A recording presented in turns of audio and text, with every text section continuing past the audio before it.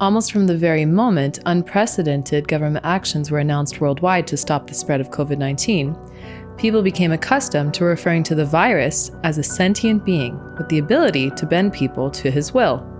It became customary to speak of business closures caused by the virus.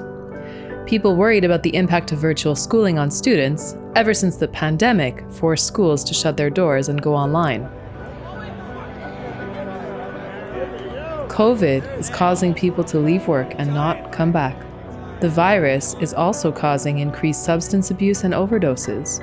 Most of all, COVID is the prime mover behind all the executive orders.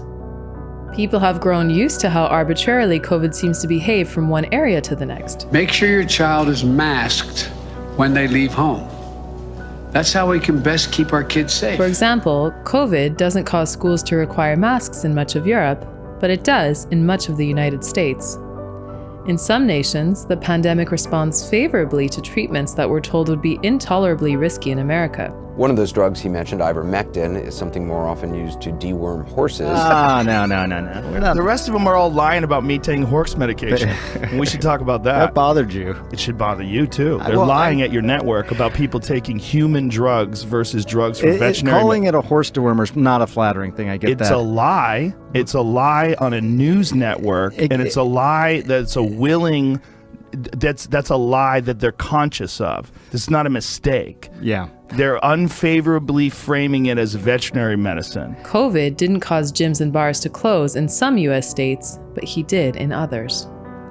The virus even knows when you're walking to your table and when you're actively dining. Sometimes COVID allows you to breathe free outside. Sometimes it doesn't. The pandemic hates it when people gather together in large crowds to enjoy themselves, but there are certain noteworthy occasions where exceptions are made. COVID is even known to get starstruck and make distinctions among people at the same gathering. While accepting the caprice, people nevertheless seem to regard COVID as a strict enforcer, with the omnipresence more commonly attributed to the likes of Santa Claus. So be good for goodness sake.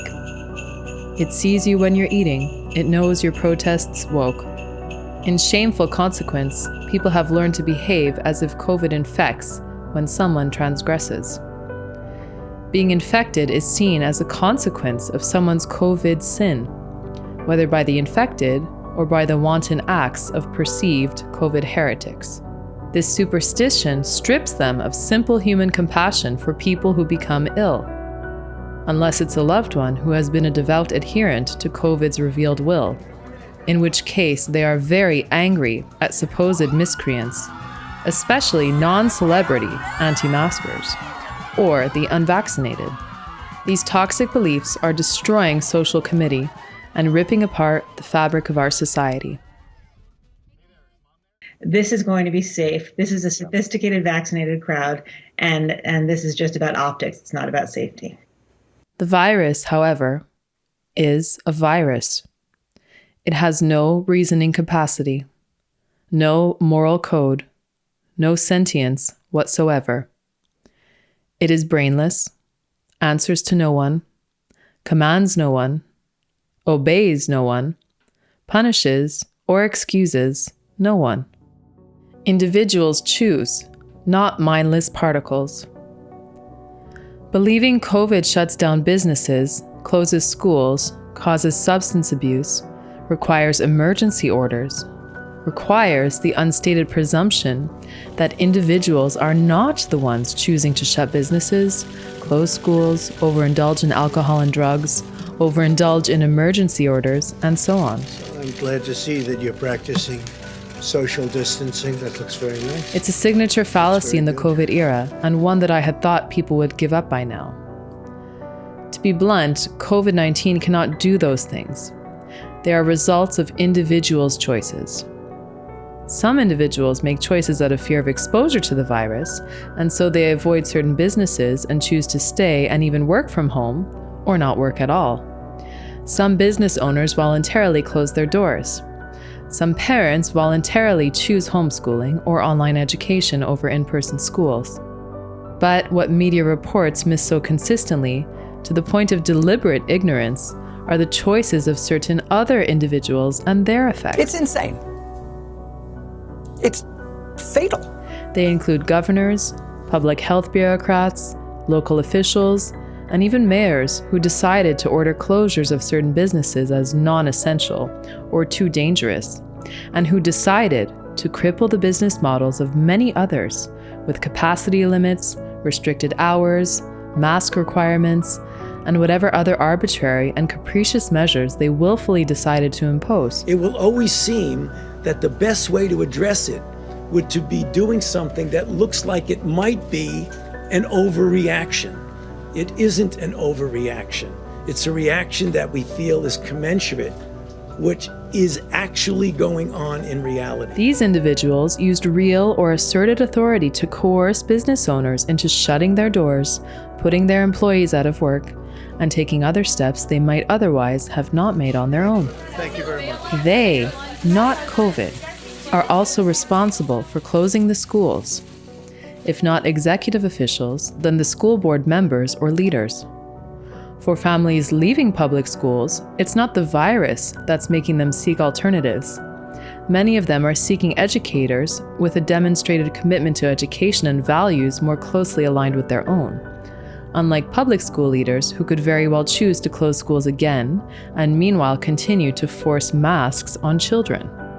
There is a human being, not an insensate virus, responsible for each individual who leaves a job not to return. People did not become automatons in March 2020.